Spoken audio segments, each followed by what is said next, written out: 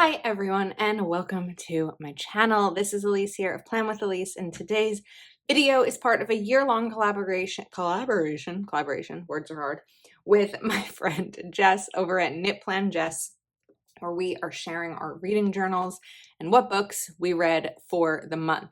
So let me give us a little preface. Usually I start a book, I finish the book, I start the next one. September was all over the place. So some of this isn't as organized as it normally is, and I'll explain why as we get into this. So here's the perpetual calendar. This is a happy planner, happy plans and notes. Everything I'm using today and I'm showing will be linked in the description. All right, so here is my September. It's a little bit, it's not entirely accurate because I started this book Quicksilver on September 3rd. Pretty quickly figured out it wasn't my kind of book, but Q covers something in my A to Z challenge, so I was committed to try to finish it as best I could, but I didn't end up finishing it until the 30th, and I kind of just switched around a lot. So this is what my September looked like in terms of that perpetual calendar. And then this was my September overview. So I did read 9 books. If you are curious how I print my book covers, I have a video, I believe it's July's video, where I show you a tutorial on Canva of printing out my book covers. And those were the days I read. This was really when my migraines were starting to get bad again, so as continued from August, so there wasn't a ton of reading there. But I think overall I did pretty well. My favorite book is called Sitting Pretty. A memorable quote: "We should not make disabled lives subject to debate." And then 2408 pages were read. And this is kind of my monthly calendar and when I started each book. I'd love to do more with this. I think I say every month I'd love to do more with this, and then I don't. It's crazy to think there's only a few more of these months to go. Okay, books read. So that page has been redone. A to Z challenge. I got Quicksilver in, so I only have 1, 2, 3, 4, 5 more to go. I don't have a book for October, but today's October 1st. So I'm probably going to look for a book that starts with one of these letters because I'd really love to get this challenge finished. I don't know that I'm going to finish all the challenges I set for myself, but I'd like to get this one done, although I don't know that I'll do it again. And then September, again, 9 books read, 2408 pages. And Goodreads 100, I didn't check this off. We can do it together. My 80th book finished yesterday, so 20 more to go, which feels like a lot in 3 months, but I think I can do it. All right, bingo challenge. I have been getting back to the bingo challenge. This is one that I'll definitely redo next year, but I'm going to do different categories. So there are 2 that I checked off: author with a disability and an audiobook. And I'll share when we get into the book details what those were. And again, some of these, like, I have read a book by a Jewish author, but it was the book that was based on a true story. So I don't know yet if I've decided that I'm going to allow myself to double check when things are done. I don't know.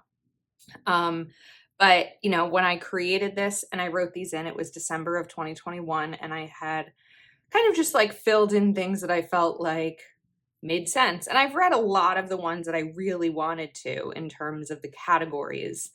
But I don't necessarily know if I really need to read a book published the year I was born, or a book that's been banned. I've read a lot of books that have been banned over the years, or classic literature. I don't know that I feel like sitting on my couch reading classic literature. So when I say that I'm going to redo them, that's what I mean. I might even redo some of them this year. Okay, here is my Reading 100 books. This is a printable in my Etsy shop. And that's why the one I showed over here is kind of no longer valid, because that was 60. So instead I designed one for 100. And I also have one for 50. I haven't really been using these pages.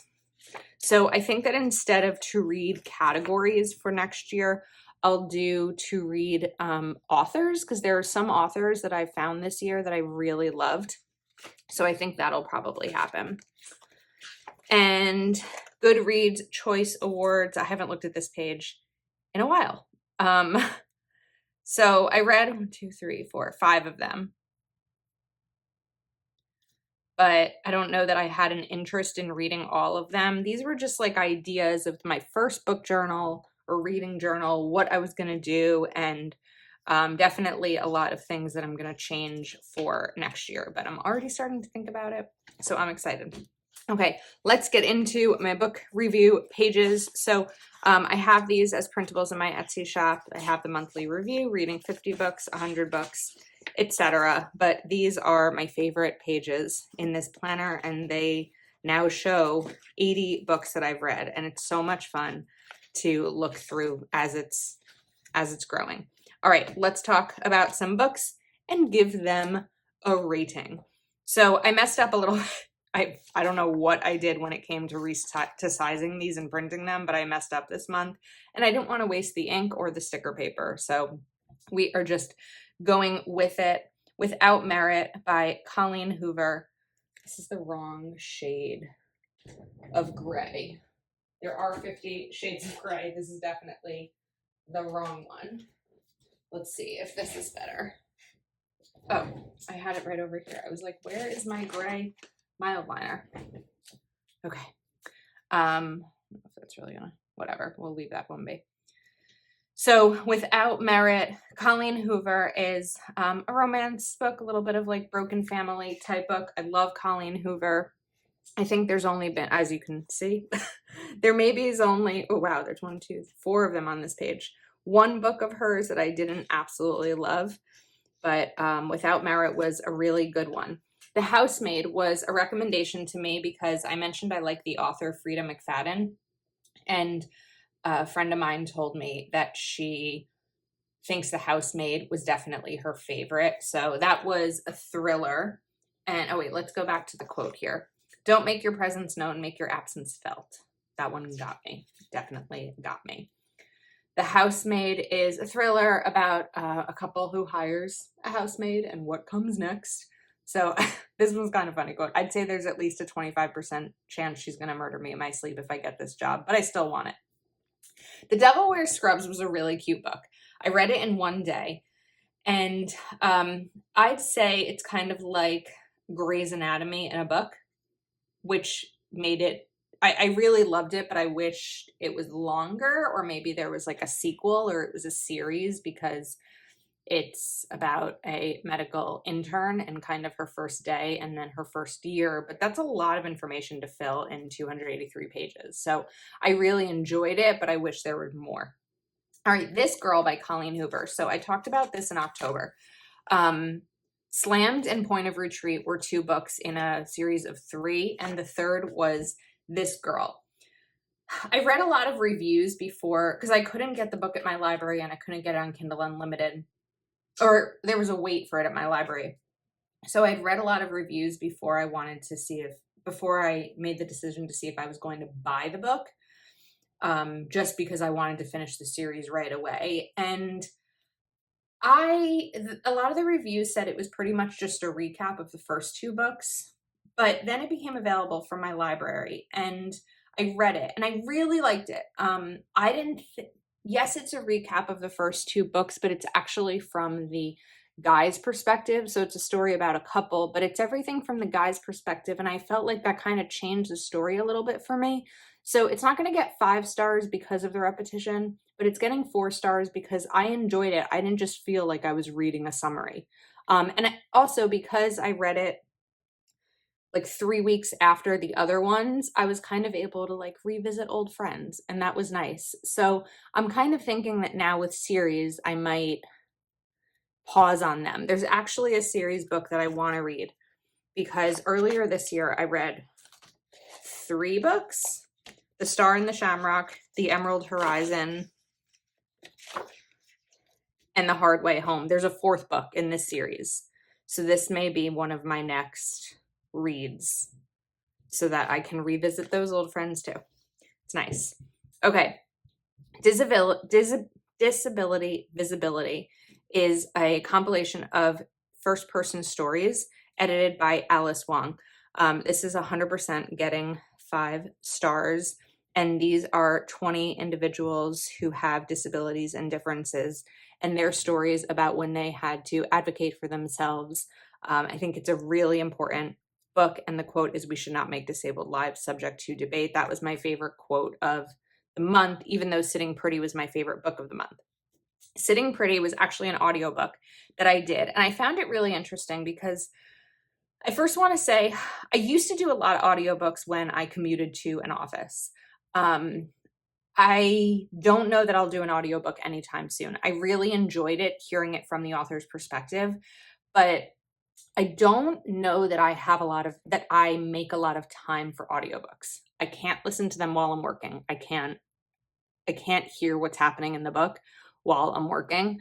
And I don't have a ton of other time where I'm just sitting and able to listen. Like, I started it when I was driving to my niece and nephew's games. One night I listened for a while I was cleaning, but I feel like I'm usually multitasking. So maybe like today, while this video uploads, I will be doing something else in my apartment. I guess technically I could listen to the audiobook, but I also am like on the phone with my friends and things like that. So it's not something that I have a ton of space in my life for. The view from my ordinary, resilient, disabled body. Highly recommend this book. And if you're not, you should follow Sitting Pretty on Instagram. This is one of the most beautiful parts of being a human, the drive to connect and understand, heal and blossom. This is the kernel that takes my breath away.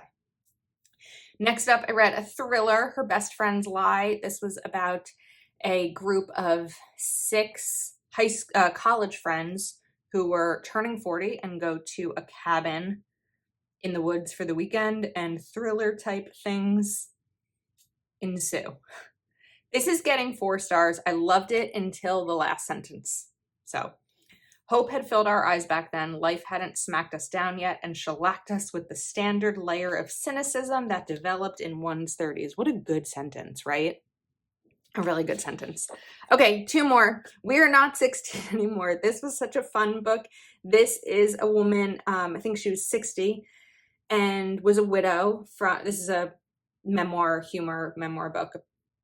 And her husband passed away a few years earlier, and she decided it was time to get in the world of online dating.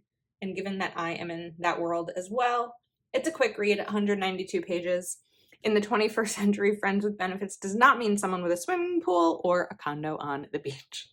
So it was an enjoyable book with that kind of just light category.